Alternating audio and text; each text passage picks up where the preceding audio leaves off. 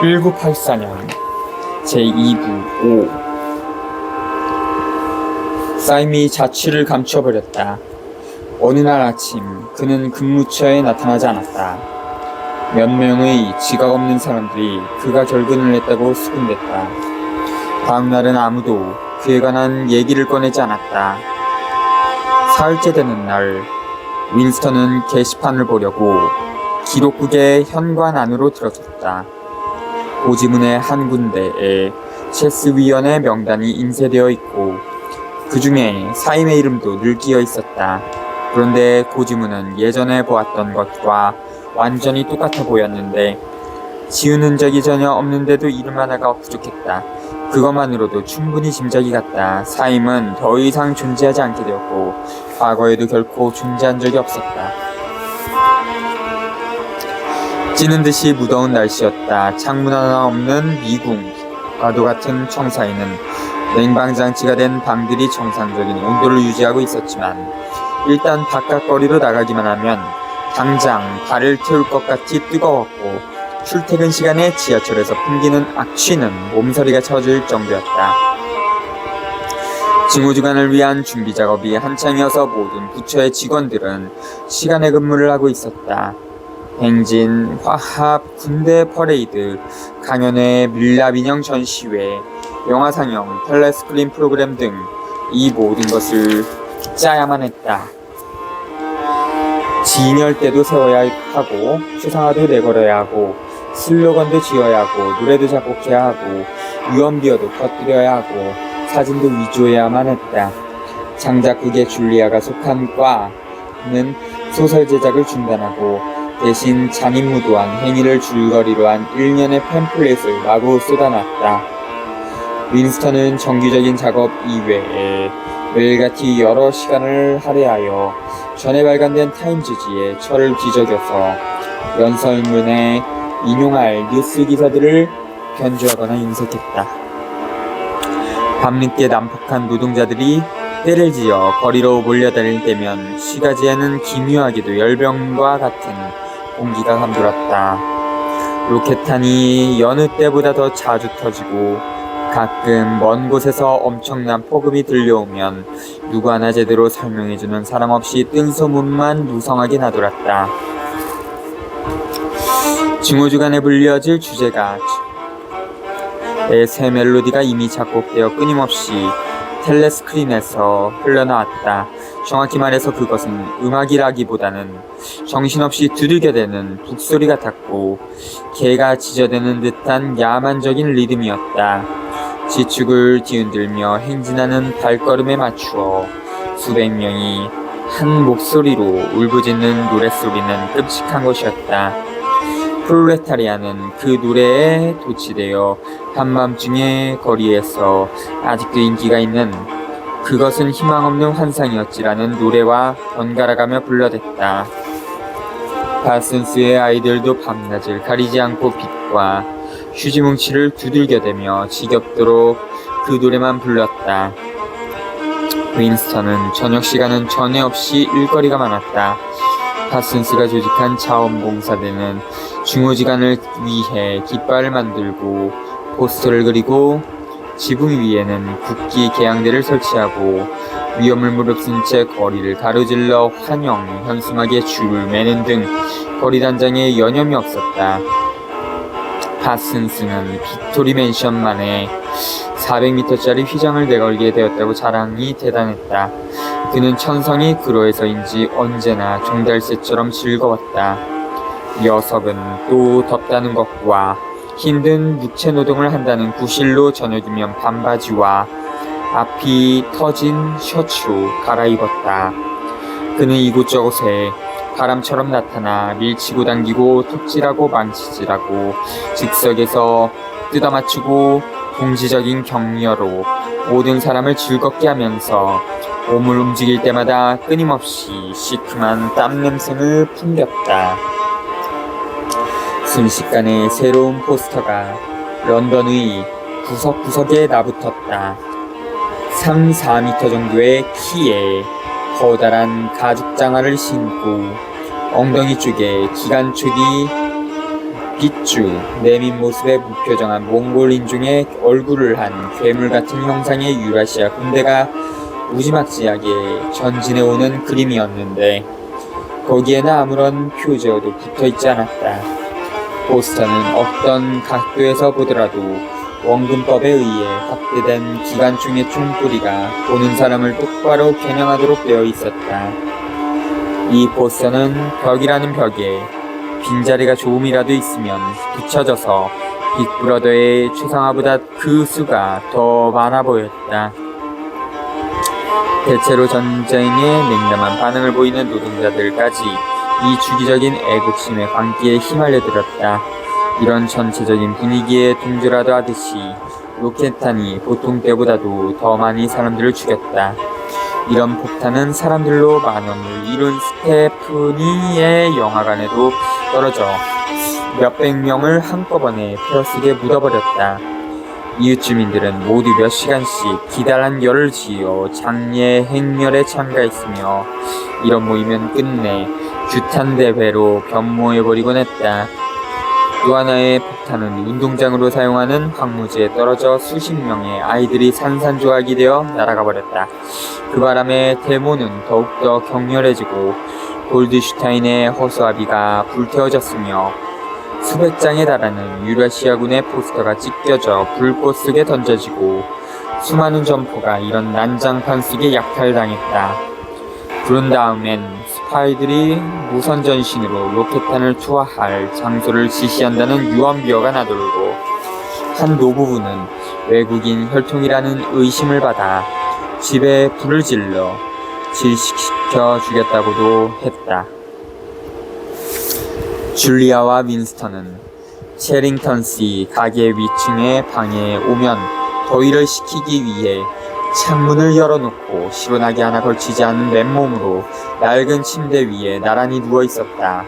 쥐는 다시 나타나지 않았지만 날씨가 더워지자 대신 빈대가 무섭게 우글거렸다. 그렇지만 그런 것쯤은 문제가 되지 않았다. 더럽든 깨끗하든 이 방은 천국이었다.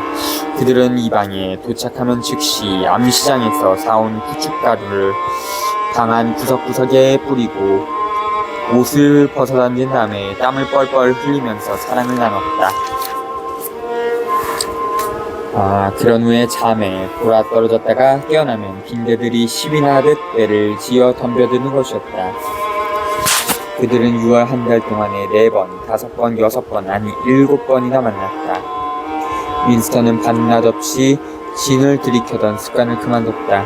그럴 필요가 없어진 것이다. 그는 차츰 살이 쪘고 정맥류성 궤양도 발목 위 살갗에 으르스름한 자국만 남긴 채 가라앉았으며 아침에 눈을 뜨면 발작처럼 일어나던 기침도 멎었다. 이제 더 이상 인생이 고통스럽게 여겨지지 않았고 텔레스크린을 향해 얼굴을 찌푸리거나 목청껏 욕설을 퍼붓고 싶던 충동도 가라앉았다. 거의 가정이나 다름없는 안전한 은신처를 갖게 되었으니 자주 만날 수도 있고 만나더라도 한두 시간밖에 함께 있지 못했지만 그다지 고통스럽게 느껴지지 않았다. 중요한 것은 고물상 윗방이 계속 존재해야 한다는 사실이었다. 이 방이 침해를 받지 않고 그대로 남아있다는 것을 알기만 해도 그 방 안에 있는 것이나 다름없었다. 그 방은 하나의 세계였고 단절된 동물들이 걸어다닐 수 있는 과거의 주머니였다. 체링턴스 역시 또 하나의 사멸한 동물이라고 윈스턴은 생각했다. 윈스턴은 항상 위층으로 올라오는 길에 잠깐 멈춰서 체링턴씨와 이야기를 나눴다. 노인은 여간에서 아니 결코 문 밖에 나가는 일이 없는 것 같았고 그렇다고 해서 고객이 찾아오는 일도 거의 없었다.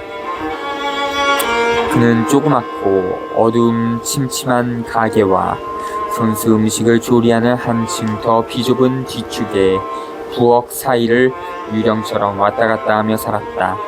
부엌에는 엄청나게 커다란 나팔이 달린 아주 오래된 축음기 한 대가 다른 물건들 틈에 끼어 놓여 있었다. 그는 이야기할 기회가 생기면 몹시 기쁜 표정을 지었다.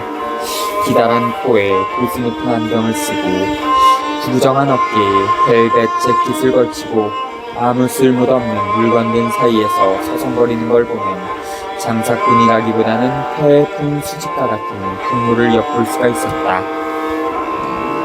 어딘가 맥이 풀린 듯한 모습으로 허섭쓰레기 같은 물건들을 여기 이것저것 만지작거리면서 예컨대 도자기 병마개라든가 채색된 부서진 담뱃갑 뚜껑이라든가 오래전에 죽은 어린아이의 머리카락을 담아놓은 모조품 밤. 윈스턴에게는 사라고 권하지도 않고 그저 감상이나 하도록 내버려둔 것 같았다. 그와 이야기를 할 때면 낡아빠진 죽은기가 덜커덩거리는 소리를 듣는 것 같았다. 그는 자신의 기억을 하나하나 되짚어 잊어버린 과사의 몇 조각을 더 끄집어냈다. 그 소리에는 24마리의 찌르레기와 찌푸라진 뿔을 가진 암소 한 마리와 가련하게 죽은 울새 수컷이 나왔다. 당신이 흥미를 느끼는 것 같아 방금 생각해낸 거요. 제링턴 씨는 가사의 새로운 구절이 생각날 때마다 나무라는 듯한 가벼운 웃음을 터뜨리며 말하는 것이었다. 그러나 그는 어떤 노래든 몇 구절밖에 기억하지 못했다. 줄리아와 윈스턴은 모두 어떤 면에선 이런 생각을 한순간도 그들의 마음속에서 지워버리지 못했지만 지금과 같은 상황이 오래가지는 못하리라는 것을 알고 있었다. 어쩌다 둘이서 침대에 누워 있을 때면 죽음이 가까이 다가오고 있다는 사실이 뚜렷하게 느껴져 마치 저주받은 영혼이 마지막 죽음의 5분 전에 최후의 쾌락 한 조각을 붙들고 늘어지듯이 절망적인 유격으로 서로를 힘껏 껴안는 것이었다. 그러나 가끔 그들은 안전할 뿐만 아니라 이런 상태가 영원히 계속되리라는 환상에 젖을 때도 있었다. 그들이 이처럼 이 방 안에 있기만 하면 아무런 위험도 닥치지 않을 것 같았다. 이 집까지 오기가 어렵고 위험스러웠지만 일단 도착하기만 하면 이 방은 성단이나 다름없었다. 그것은 마치 윈스턴이 문진의 한가운데를 들여다보고 그 유리의 세계 속으로 들어갈 수만 있다면 시간도 정지해버릴 것 같은 느낌이 드는 세계였다. 그들은 가끔 탈출을 하는 백일몽에 빠지기도 했다. 그들의 행운은 영원히 계속되어 남아있는 생애 동안 이처럼 남몰래 사랑을 나누며 보내게 되리라는 상상도 해봤다. 혹은 캐서린이 세상을 떠나면 어떻게든 교묘한 책략을 써서 윈스턴과 줄리아는 결혼하는 데 성공할지도 모른다. 그것이 불가능하면 둘이서 함께 자살을 하면 된다. 또는 둘이서 감쪽같이 사라져 다른 사람이 못 알아보도록 신분을 바꾸고 노동자들이 쓰는 어투를 배워 공장에서 일자리를 구한 다음 수색이 미치지 않는 뒷골목에서 살았으면 싶었다. 그러나 이런 생각들이 전부 부질없는 몽상이라는 것을 두 사람 다 잘 알고 있었다. 실제로 이 세계에서 도망칠 길이란 없었다. 단 한 가지 실현시킬 수 있는 방법이 자살인데 그것도 행동에 옮기는 데는 많은 어려움이 따랐다. 공기가 끊기지 않는 한 부파가 계속 숨을 쉬게 되는 것과도 같은 극복할 수 없는 본능에 따라 그날에서 그 다음 날로 그 주에서 그 다음 주로 미래가 없는 현실에 매달려 사는 길밖에 없었다. 가끔 당을 전복시키기 위한 적극적인 반란에 가담하자는 이야기도 해보았지만 그 첫 발을 어떻게 내디뎌야 할지 적당한 묘책이 떠오르지 않았다.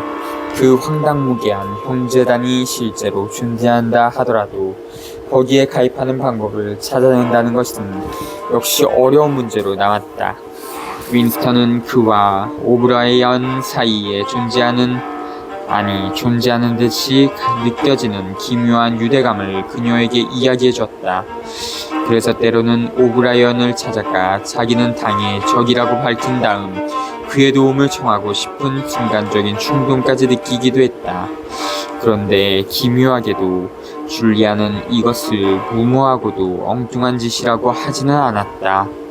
그녀는 얼굴을 보고 사람을 판단하는 버릇이 있었기 때문에 윈스턴이 단 한 번 예사롭지 않게 시선을 마주친 것만 가지고 오브라이언을 믿어도 좋을 만한 사람으로 확신하는 것을 당연한 일처럼 받아들이는 것 같았다. 더욱이 줄리아는 많은 사람이, 아니 거의 모든 사람들이 나몰래 당을 혐오하며 신변의 안전만 느끼면 당의 규칙을 위반하고 싶어 한다고 믿었다.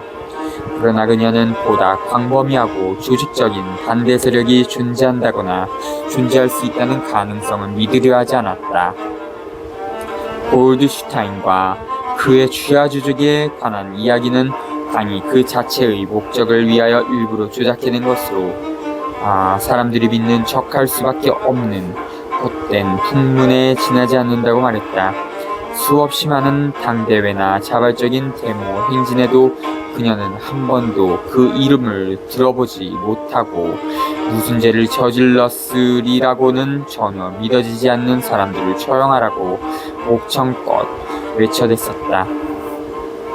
공개 재판이 벌어질 때면 아침부터 밤까지 법정을 둘러싸고 있는 청년동맹 파견대 속에 한 자리를 차지하고서 틈이 날 때마다 반역자를 죽여라! 하고 되풀이해서 소리치곤 했다. 이분 증오 시간에는 항상 다른 사람들보다 몇 배나 더 큰 소리로 골드슈타인에게 저주의 욕설을 퍼부었다. 그렇지만 아직도 골드슈타인이 누구이며 그가 어떤 정책을 표방하고 있는지에 대해서는 전혀 알지 못했다. 혁명 이후의 세대인 그녀로서는 50년대와 60년대의 2년 전쟁을 파악한다는 것은 무리였다. 그녀에게 있어서는 개인적인 정치활동 같은 것은 상상조차 할 수 없는 일이었다. 더더구나 당은 전복될 수 없는 것이었다. 당은 언제까지나 존재할 것이며 언제고 한결같을 것이다. 남의 눈에 띄지 않는 불복종의 행위로서만, 아니면 기껏해야 누군가를 죽이거나 뭔가를 파괴하는 따위에 고립된 폭력 행위로서만 당에 대한 반역을 대할 수 있는 것이다. 어떤 면에서 그녀는 윈스턴보다 훨씬 날카로운 데가 있었어. 당의 전쟁에 잘 넘어가지 않는 편이었다. 언젠가 그가 우연히 유라시아와의 전쟁에 관한 얘기를 꺼냈을 때 그런 전쟁은 실제로 일어나지도 않았었다는 그녀 자신의 견해를 불쑥 말함으로써 그를 놀라게 했었다. 매일같이 연전에 투하되는 로켓단도 어쩌면 오세아니아 정부 자체가 국민들 사이에 공포 분위기를 조성하기 위해 발사하는 것인지도 모른다고까지 얘기했다. 이런 것은 그가 지금까지 상상조차 해보지 못했던 생각이었다. 그녀는 또 2분 증오 시간에 가장 힘든 일은 터져나오려는 웃음을 참는 것이라고 얘기해서 그로 하여금 일종의 부러움 같은 감정을 느끼게 했다. 그렇지만 그녀는 당의 교육이 그녀 자신의 생활을 침해하지 않는 한 이것을 믿었다. 대체로 그녀는 이런 공식적인 당의 신화를 받아들일 준비가 되어 있었는데 그것은 단순히 진실과 허위의 차이가 그녀에게 있어서는 별로 중요한 문제가 아니었기 때문이다. 예를 들면 학교에서 배운 대로 당이 비행기를 발명했다는 선전을 믿었다.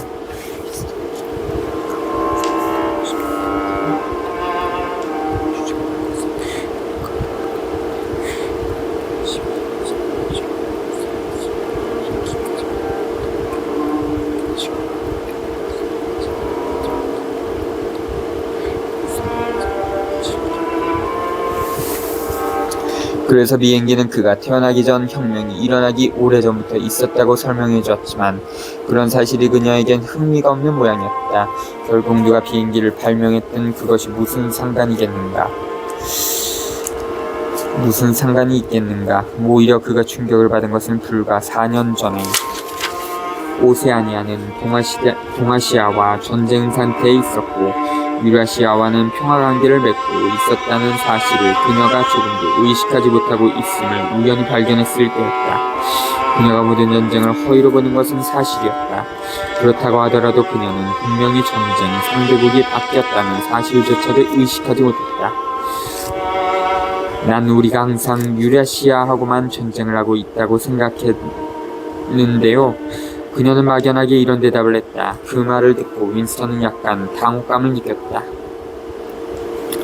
비행기의 발명은 그녀가 태어나기 오래전의 일이지만 전쟁 상대국이 바뀐 것은 그녀가 이미 성년이 된 후인 4년 전에 일어난 일이 아닌가. 그는 이 문제 때문에 거의 15분 동안이나 그녀와 말씨름을 했다. 결국에 가선 그녀로 하여금 한때 적극적이었던 것은 유라시아가 아니라 동아시아였다는 사실을 어렴풋이나마 기억하도록 하는 데 성공했다. 그렇지만 여전히 그 문제는 그녀에게는 대수롭지 않은 것이었다. 그게 무슨 상관이 있어요. 그녀는 초조하게 대꾸했다.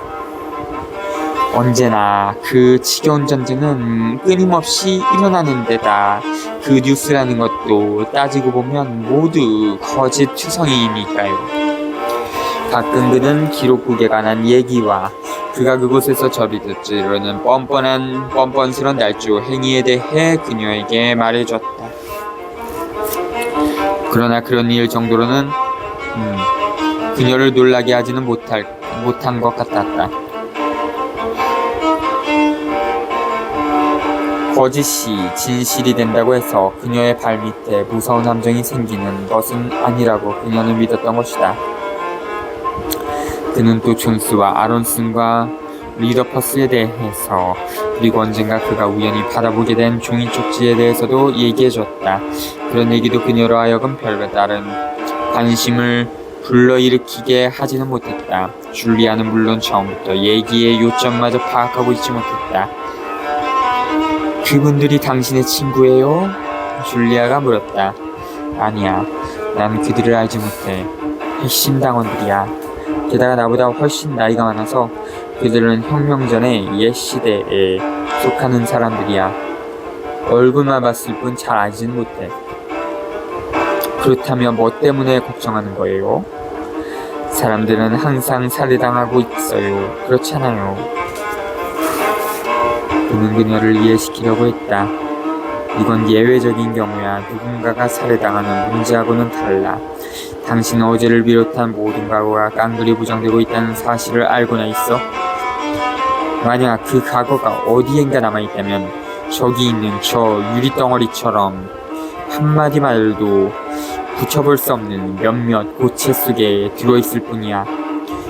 이미 우리는 혁명이나 혁명 전의 일에 대해서는 아무것도 아는 게 없어. 모든 기록은 폐기되었거나 날조되고